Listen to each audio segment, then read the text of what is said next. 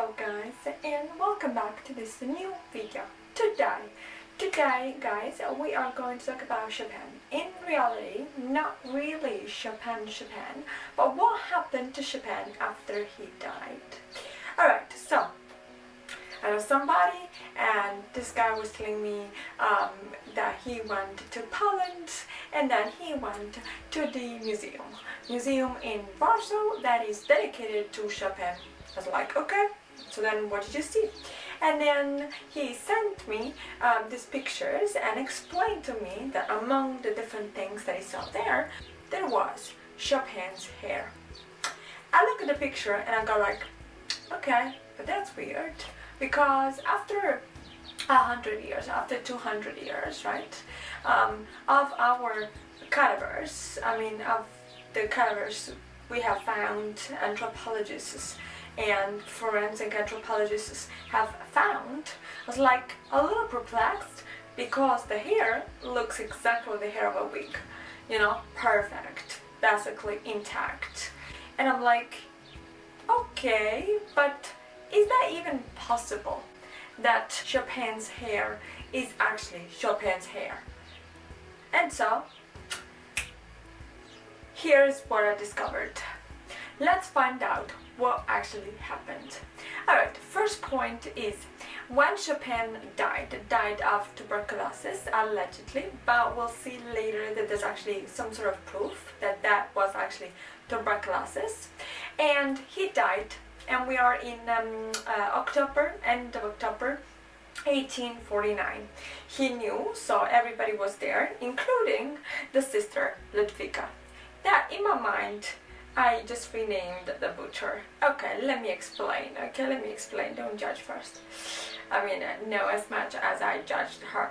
Alright, so Ludwika was convinced that the hair of Chopin had to be preserved. For some weird reason, she chose the hair. Actually, not that weird, because we know in the Middle Ages that there was this tradition of preserving the hair.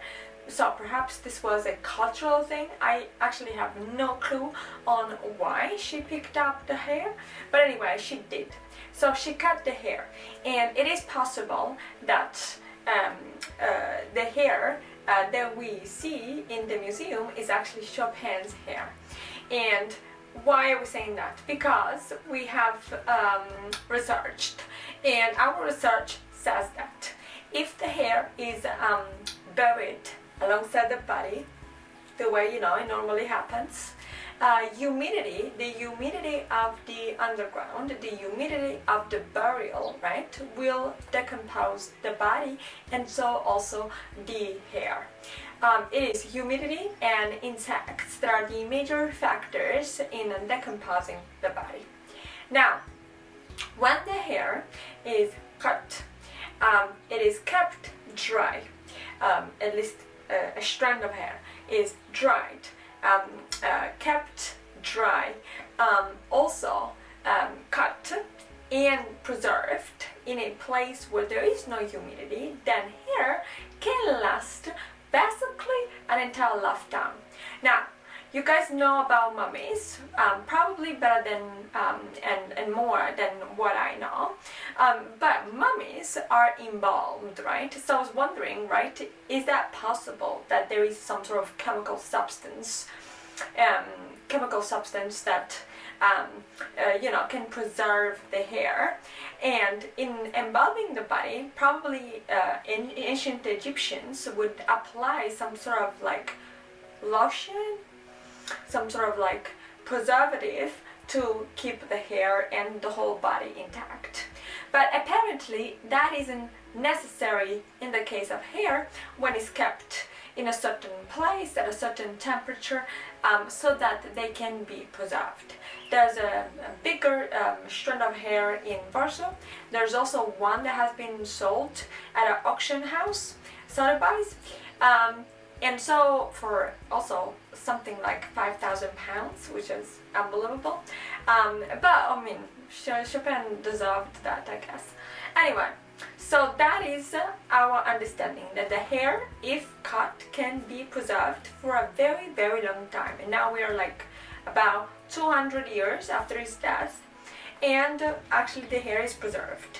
Also, the color of the strand, the one sold at Sotheby's and the one preserved in the museum, is actually pretty much the same, and that is also the same color that Delacroix painted when he portrayed Chopin.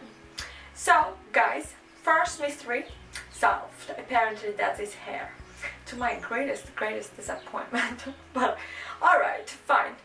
Then there's something else about Chopin, and especially Chopin's death, that deserves here to be discussed. And that is his heart. Because Ludwika, which earlier I just said I renamed as the butcher, she decided that the heart of Chopin, right, the main organ, the heart, should have been in Poland. So what she did, she authorized Chopin to be cut and the heart to be extracted. Now, I researched this one as well, and yes, it does say that Chopin was apparently so scared to be buried alive that he wanted to make sure that people at least made sure that he was not alive when they buried him. But we actually don't know whether that was actually Chopin or Chopin's sister Ludwika. So here I have huge doubts. Anyway, Ludwika thought that the best place for Chopin was Poland, and so she picked the heart. She made the doctor extract the heart and then preserved it, sealed it in a little container with no air, and also with some cognac. It's a brownish sort of liquid that we think is cognac. And nowadays the heart of Chopin can be found, but I don't think visitors can actually see it, but can be found in the church, that is the Holy Cross Church in Warsaw. But one thing that I want to say is that this heart had an adventure in itself, because it was buried in different places, then Ludwika managed to escape to the Russian control, and then during the revolt of Warsaw in 1944, the heart was moved to actually the Germans took the heart during the revolt of Warsaw in 1944 due to the Nazi occupation. Nazi troops actually had in their hands the heart of Chopin, but then eventually the heart found its way to the Holy Cross Church. With that being said, guys, I'm a little shocked and in disbelief completely, but I want to know what you guys think about all of this, because I had no clue till this happened to me. But let me know, comment below, leave a like to the video if you have liked the video, which I hope you have enjoyed, and then we'll talk some more next time. Don't forget to subscribe and hit the notification bell so that you can receive every new update. Now please comment and actually let me know what you think about Ludwika, because that is the most interesting question. What do we think about Ludwika?